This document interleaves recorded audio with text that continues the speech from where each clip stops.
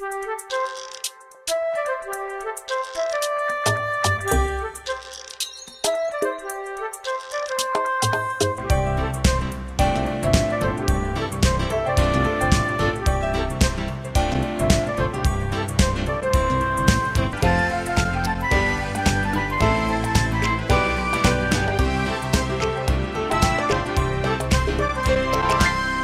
pausa en el camino.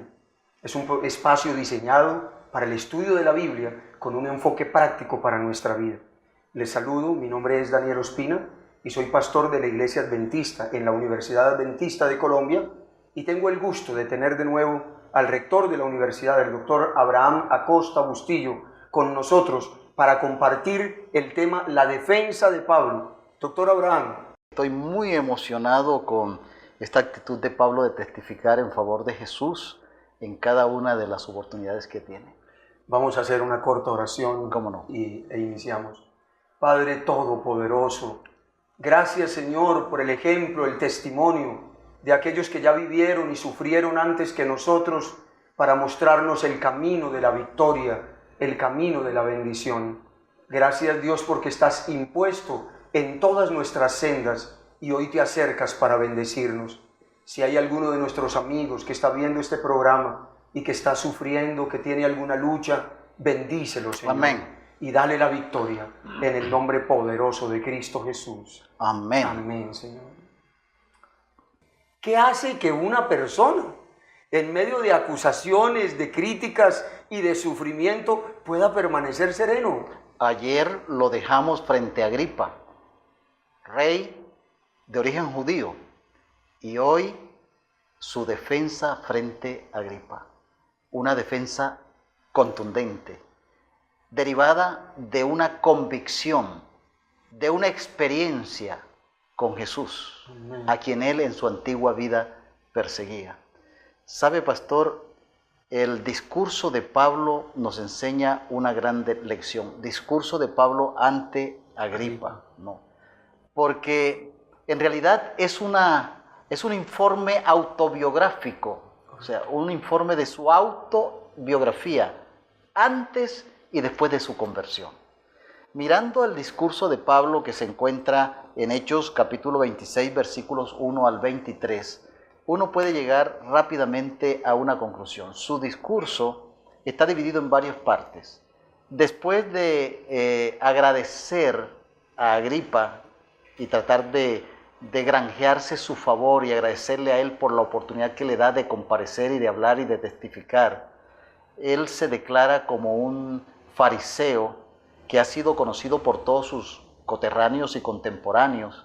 Él también resalta el hecho de que hay una aparente contradicción entre la causa por la cual se le persigue, que tiene que ver con la resurrección de Jesús y la resurrección de los fieles, de los justos, de los santos, la resurrección final, siendo que esa era una creencia cardinal, esencial, en donde se consolidaba la esperanza ancestral del pueblo de Israel. Entonces él lo entendía como si esa enseñanza de la resurrección de los muertos era esencial en las creencias del pueblo judío. Ahora, ¿por qué se lo estaba condenando con él? Por eso.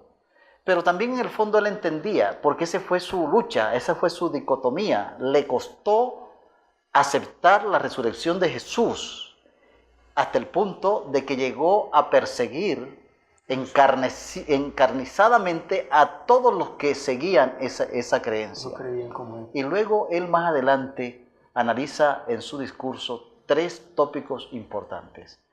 ¿Cómo era su vida antes como fariseo, como perseguidor de los cristianos, como una persona que se negaba a creer estos aspectos del mensaje evangélico? ¿Cómo fue que no que él encontró a Jesús, Amén, sino que Jesús lo encontró a él en el camino y le hizo un llamado directo? Saulo, ¿por qué me persigues? Y él le pregunta, ¿quién eres tú, Señor? Yo soy Jesús, a quien tú persigues. Dura cosa te es dada, ¿verdad? De dar coces contra el aguijón. Y allí, por orden de Dios, él recibe un mandato y se convierte en el apóstol que llevará el evangelio a los gentiles. Él relata esos incidentes. Y el tercer aspecto es cómo este encuentro con Jesús impactó su vida futura, su ministerio, hasta el punto de que no le quedó otro camino u otra cosa que obedecer. Yo creo que cuando nosotros pasamos por la misma experiencia, no nos queda otra cosa sino testificar acerca de Jesús. Doctor Acosta, hay algunas personas que en algún momento nos dicen, es que yo he sido demasiado malo, es que yo creo que mi testimonio ya nadie me va a creer, porque la verdad es que yo cometí determinadas barbaridades en el pasado que ya la gente no cree.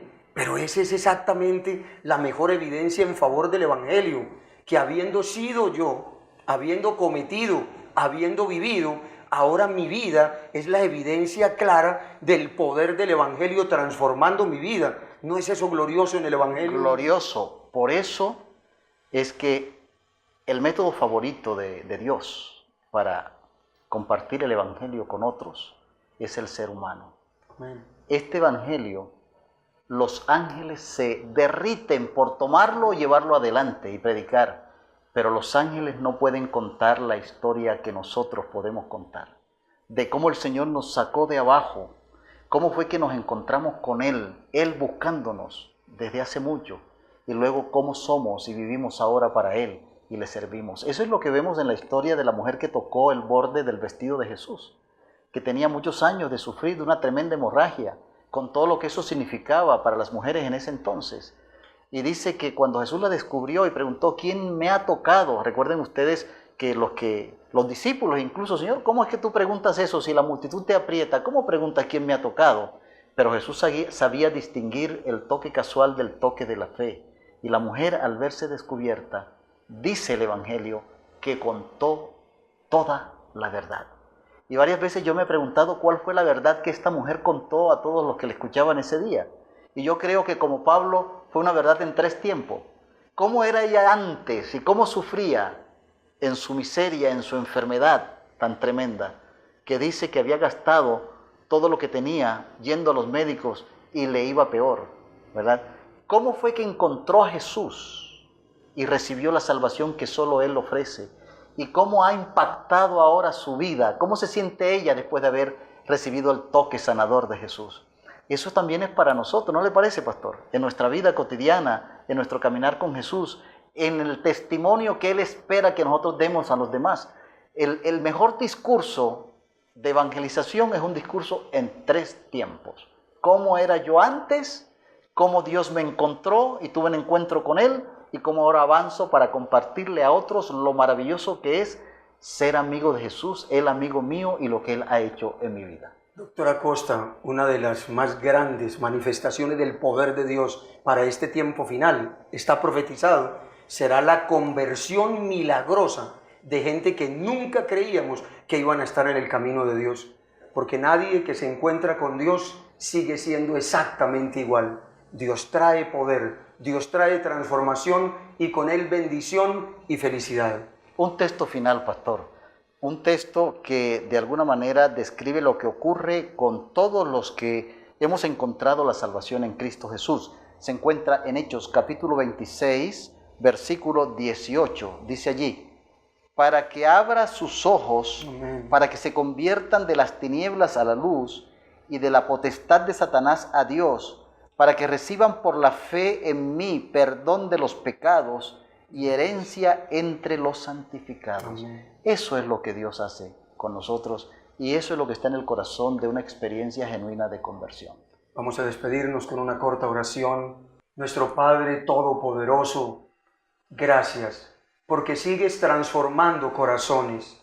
Gracias porque sigues obrando milagros en tantas personas. Haznos instrumentos de tu bendición. Y en este tiempo final, haz milagros para que muchos crean en el poder del Evangelio, como ocurrió en tiempo del apóstol Pablo. Amén. Oramos por todos nuestros amigos, en el nombre glorioso de Cristo Jesús. Amén. Amén.